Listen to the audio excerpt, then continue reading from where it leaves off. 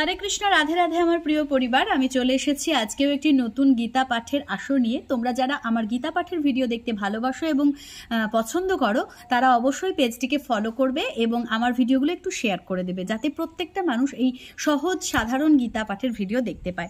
तो चलो आगेर दिन जे अंशटा आमी पढ़ेछिलाम आगेर दिन पढ़ेछिलाम आमी 13 नम्बर श्लोकटा आजके पढ़बो 14 नम्बर श्लोकटा। तो पढ़छि ततो श्वेतै हर्षै युक्ते महती सद्दने स्थित माधव पाण्डवश्चैव दिव्य शंखं प्रद्योधुत। तारपर श्वेत अश्व समन्वित उत्तम रथे उपविष्ट भगवान श्रीकृष्ण एवं अर्जुनও दिव्य शंख बाजालेन।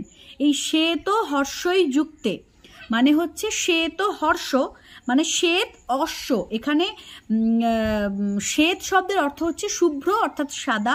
সাদা ঘোড়ার ওপর চড়লেন, সাদা ঘোড়ার যে রথগুলো হয় সেই রথে চড়লেন। ওই যে 7টা ঘোড়া থাকে না, ওই যে অনেকের বাড়িতে দেখবে যে টানানো থাকে, মানে শুধু ঘোড়াগুলো, মানে ঘোড়া যাচ্ছে, মানে বলতে বলতে আমি এক্সাইটেড হয়ে যাচ্ছি।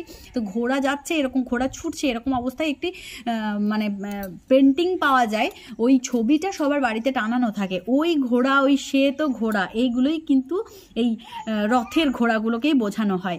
মাধব পাণ্ডবশ্চৈব মানে এখানে মাধব শব্দের অর্থ হচ্ছে ভগবান শ্রীকৃষ্ণ।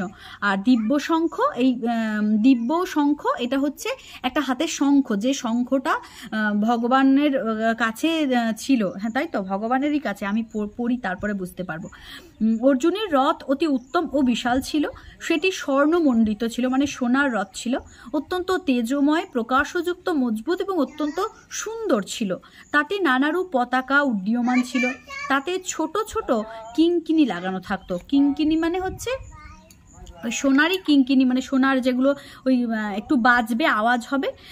সেই রথের চাকা দুটি ছিল সুদৃঢ় ও বিশাল। রথের উচ্চ ধ্বজাটি চন্দ্র ও নক্ষত্র চিহ্নিত এবং তথায় শ্রী হনুমান বিরাজ করছিলেন। মানে ধ্বজা শব্দের অর্থ হচ্ছে পতাকা, পতাকাতে চাঁদ এবং নক্ষত্র আঁকা ছিল, সেটি বিদ্যুতের ন্যায় ঝলক দিচ্ছিল। ধ্বজার বিষয়ে সঞ্জয় দুর্যোধনকে বলেছিলেন যে সেই ধ্বজাগুলি বাঁকাভাবে সর্বদিকে 8 যোজন পর্যন্ত উড্ডীয়মান হয়েছিল। বাবা, অনেক অনেক বড়, অনেক বড়, 8 যোজন, অনেকটা। এর পরিমাপটা আমি সঠিকভাবে বলতে পারছি না, যোজন মানে বোধহয় যেন কিলোমিটারেরও বেশি হয়, তো 8 যোজন ছিল। তো সেই ধ্বজাগুলি বাঁকাভাবে সর্বদিকে 8 যোজন, মানে প্রতিটা দিকে, একটা দিকে নয় শুধু। আকাশে যেমন ইন্দ্রধনুতে নানা প্রকার রং দেখা যায়, সেই বিশাল ধ্বজাতেও তেমনি নানা প্রকার রং দেখা যাচ্ছিল। এত বিশাল হওয়া সত্ত্বেও সেটি অত্যন্ত হালকাভাবে বিনা বাধায় উঠছিল। তাহলে বুঝতেই পারছেন মানে ভগবানের মানে কারসাজি সব। বৃক্ষসমূহের মধ্যে দিয়েও এটি সহজেই সঞ্চালিত হতো, মানে যদি গাছও থাকতো সেই গাছের ফাঁক দিয়েও কিন্তু পতাকাটা চলে যেত। 4টি অতি সুন্দর সুসজ্জিত সুশিক্ষিত বলবান বেগবান দিব্য সাদা ঘোড়া রথটিতে লাগানো হয়েছিল। ওই রথে ছিল 4টি ঘোড়া। তাহলে এখানে যে পড়লাম উত্তম রথে উপবিষ্ট ভগবান, এখানে তো আমি তাহলে কি ভুল বললাম হয়তো। তত শ্বেত হর্ষই যুক্ত মানে সাদা ঘোড়া ছিল, সেখানে 7টি নয় 4টি ছিল। বৃক্ষসমূহের মধ্যে দিয়েও যাচ্ছে। বেগবান দিব্য সাদা ঘোড়া। শিক্ষিত কেন বলা হয়েছে এখানে? কোনো পশু শিক্ষিত, এই কথাটার অর্থ হচ্ছে ঘোড়াগুলি এতটাই মানে মানে ওই ট্রেনিং প্রাপ্ত ছিল, মানে তাদেরকে যা বলা হতো তারা সেভাবেই বুঝতে পারতো এবং সেই কাজগুলো করতো। এর মধ্যে যত ঘোড়াই মরুক না কেন তারা সংখ্যায় একই থাকে। মানে ঘোড়াগুলি যদি মরেও যায় তাহলে তারা সংখ্যায় একই থাকে, মানে এগুলো ভগবানের দ্বারাই সম্ভব, এইসব আমরা ভাবতেও পারি না। হ্যাঁ, এর মধ্যে যত এই ঘোড়াগুলি পৃথিবী স্বর্গ যে কোনো স্থানেই যেতে সক্ষম ছিল। রথের বিষয়েও এটি সমানভাবে প্রযোজ্য ছিল। মহাভারত উদ্যোগ পর্ব 56 আছে, খাণ্ডবন দহনের সময় অগ্নিদেব প্রসন্ন হয়ে এই রথ অর্জুনকে প্রদান করেছিলেন। এই মহান রথে উপবিষ্ট ভগবান শ্রীকৃষ্ণ অর্জুন যখন পিতামহ ভীষ্ম সহ কৌরব সেনাদের শঙ্খ ও অন্যান্য রণবাদ্যের ধ্বনি শুনলেন, তখন তাঁরাও যুদ্ধারম্ভের ঘোষণা করলেন। নিজ নিজ শঙ্খ, মানে প্রত্যেকের হাতে একটা করে শাঁখ থাকবে এবং যে শাঁখটা বাজিয়ে তারা যুদ্ধ ঘোষণা করবে। ভগবান শ্রীকৃষ্ণ অর্জুনের শঙ্খ কোনো সাধারণ শঙ্খ ছিল না, সেগুলি শ্রীকৃষ্ণ আর অর্জুনের দুটো আলাদা আলাদা শঙ্খ ছিল।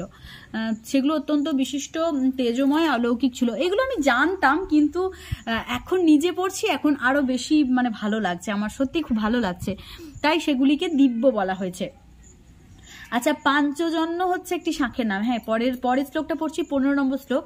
পাঞ্চজন্যং ঋষিকেশ দেবদত্তং ধনঞ্জয় পৌণ্ড্রং দৌধৌন মহাশঙ্খং ভীমকর্মা বৃকোদর। মানে এইগুলো হচ্ছে বোধহয় যার হাতে যে শঙ্খটা আছে সেগুলোর নাম। আমি জানি না, যদিও পড়তে পড়তেই জানবো। আমি একবার আশা করছি এটাই হবে। পাঞ্চজন্যং ঋষিকেশ দেবদত্তং ধনঞ্জয় পৌণ্ড্রং দৌধন্য মহাশঙ্খং ভীমকর্মা বৃকোদর। ভগবান শ্রীকৃষ্ণর শঙ্খের নাম হচ্ছে পাঞ্চজন্য, মানে আমি ঠিকই ধরেছিলাম। অর্জুনের দেবদত্ত, একদম ঠিক। এবং ঘোরকর্মা ভীমসেন পৌণ্ড্র নামক শঙ্খ বাজালেন। এখানে ঋষিকেশ নামে ভগবানকে সম্বোধনের তাৎপর্য কি? তিনি এই পাঞ্চজন্য শঙ্খ কার কাছ থেকে পেয়েছিলেন? ঋষিকেশ ইন্দ্রিয়াদির নাম, তার প্রভুকে ঋষিকেশ বলা হয় এবং হর্ষ সুখ ও সুখময় ঐশ্বর্যের নিদানকে ঋষিকেশ বলা হয়। ভগবান ইন্দ্রিয়াদির অধীশ্বর, আবার হর্ষ সুখ এবং সুখময় ঐশ্বর্যেরও নিদান, তাই তার আর এক নাম হচ্ছে ঋষিকেশ। পঞ্চজন্য নামক শঙ্খ রূপধারী এক দৈত্যকে বধ করে ভগবান তাকে শঙ্খরূপে স্বীকার করে নিয়েছিলেন, তাই সেই শঙ্খের নাম হয়েছিল পাঞ্চজন্য। তো অর্জুনের ধনঞ্জয় নাম হয়েছিল কেন এবং দেবদত্ত শঙ্খ কোথা থেকে পেয়েছিলেন? রাজসূয় যজ্ঞের সময় অর্জুন অনেক রাজাকে পরাজিত করেছিলেন, ধন ঐশ্বর্য নিয়ে এসেছিলেন সেখান থেকে, তাই তার এক নাম হয় ধনঞ্জয়। এবং নিবাত কবজাদির দৈত্যের সঙ্গে যুদ্ধ করার সময় দেবদত্ত নামক শঙ্খটি তাকে ইন্দ্র প্রদান করেছিলেন। আচ্ছা, মানে ইন্দ্র দিয়েছিল শাঁখটা অর্জুনকে। শঙ্খটির আওয়াজ এতটাই ভয়ঙ্কর ছিল যে শত্রু সেনা শোনা মাত্র কম্পিত হয়ে উঠতো, মানে শঙ্খের আওয়াজে কম্পিত হয়ে উঠতো, ভাবা যায়?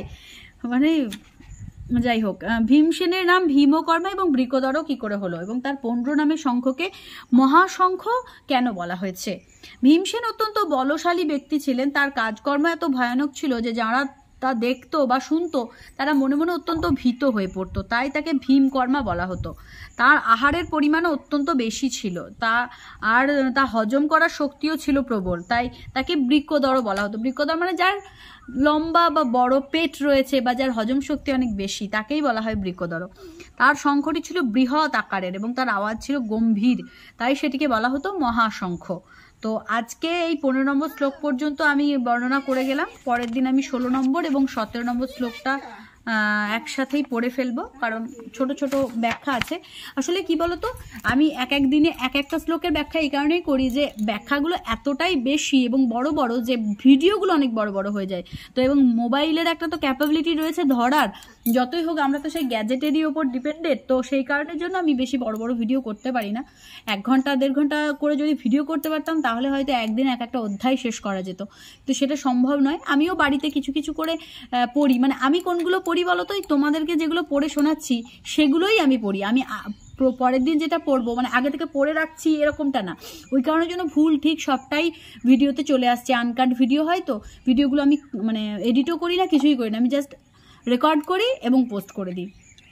তো সেই কারণের জন্য ভুলটা থেকে যায় এবং ঠিকটাও এইভাবেই এখানেই হয়। তো এই জন্য ভিডিওগুলো এরকম হয়। আর আমি চাইলেই কিন্তু ভিডিও এডিট করে পরে করে করতে পারতাম, কিন্তু করি না। তার কারণ হচ্ছে, দেখো, আমি এটা বোঝানোর জন্যই করি না যে মানুষ মাত্রই ভুল হয় এবং তোমাদেরও ভুল হতেই পারে। ভুলটাকে তোমরা যদি ভয় পাও তাহলে কিন্তু শিখতে পারবে না। আমি ভুলটাকে ভয় পাই না বলে নেক্সট বার যখন ওই মানে শ্লোকটাই পড়বো তখন কিন্তু আমার আর আটকাবে না। তো যাই হোক, ভালো থেকো, সুস্থ থেকো, সাবধানে থেকো। আর আগামী দিনে এই পেজে আরও ভিডিও পেতে পেজটাকে একটু ফলো করে দিও আর ভিডিওগুলো একটু শেয়ার করে দিও।